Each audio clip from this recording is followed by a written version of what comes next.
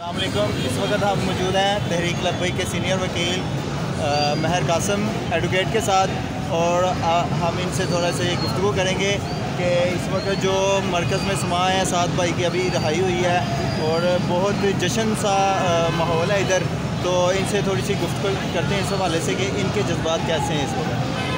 जी अल्हम्दुलिल्लाह, अल्लाह रसूल का फ़ज़ल है कि इस तहरीक की इस्तिकामत इनके कायद, हमारे कायद हाफ़िज़ साद हुसैन रिज़वी साहब की इस्तिकामत अल्लाह रसूल के फ़ज़ल से, जो अल्लाह ताला ने उनको अल्लाह रसूल के फ़ज़ल से इस्तिकामत दी है, उसके बाद ये कामयाबी का सूरज चमक उठा है।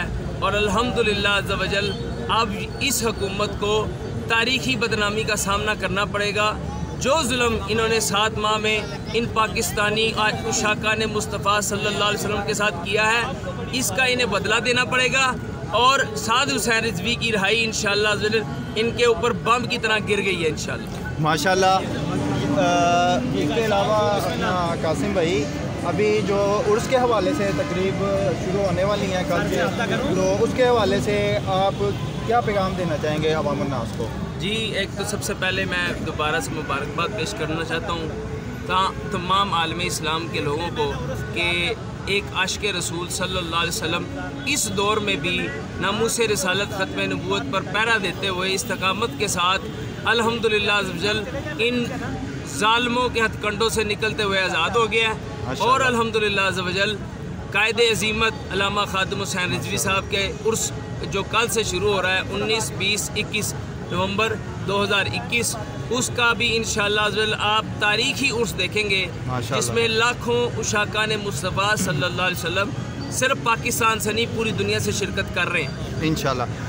अच्छा, तो कासिम भाई, अभी मैं तहरीक के मुस्तकबिल के हवाले से एक सवाल करना चाहूँगा आपसे कि अभी स्ट्रीम मीडिया पे भी तहरीक की काफ़ी जनाब वो एक झिझक थी जो स्ट्रीम मीडिया को कि वो ऑन एयर नहीं करते थे, अब वहाँ पे भी ऑन एयर होनी शुरू हो गई हैं खबरें। तो मैं आपसे ये सवाल करना चाह रहा हूँ कि आप तहरीक का मुस्तकबिल कैसा दे रहे हैं? जी, मैं समझता हूँ, देखें, इस मेन स्ट्रीम मीडिया को जो इन्होंने ब्लॉक किया हुआ था, अब उन मेन स्ट्रीम मीडिया के जो उशाकान रसूल थे, जो समझते थे इनके साथ ज़्यादती हो रही है, उनका भी सब्र का पैमाना लबरेज़ हो गया है कि इन्होंने इस कदर जुल्म व सितम किया।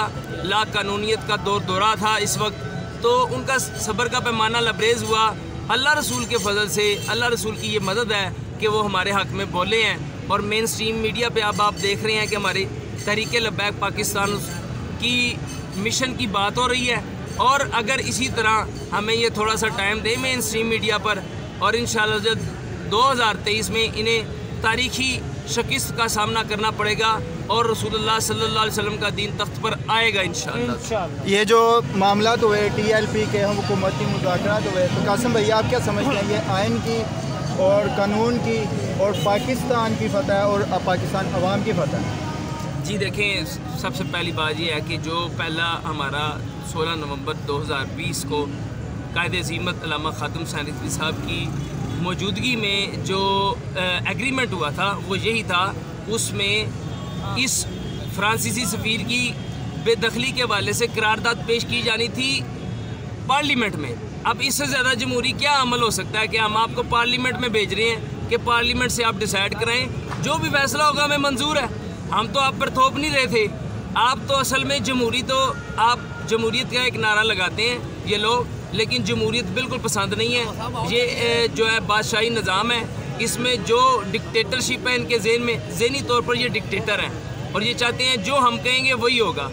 अदरवाइज़ ये मेरा ख्याल है कि उस मुतालबे को मनो अन पूरा कर देते तो ये सारा मामला ना होता, कभी भी नहीं होने वाला था। तो फिर भी इन्होंने जो अर्जा सराई की है, जुल्म सितम किया उशाकान मुस्तफ़ा सल्लल्लाहु अलैहि वसल्लम पर, अल्लाह के फ़ज़ल से वो इन्हें फिर जो है ना दोबारा पलट कर वापस मिला है। और कानून की पासदारी पहले भी तहरीक लब्बैक करती रही है और अब भी करेगी इंशाअल्लाह। माशाल्लाह। ये थे महर कासिम एडवोकेट, तहरीक लब्बैक या रसूलुल्लाह पाकिस्तान के वकला टीम में से एक अहम रुकन है।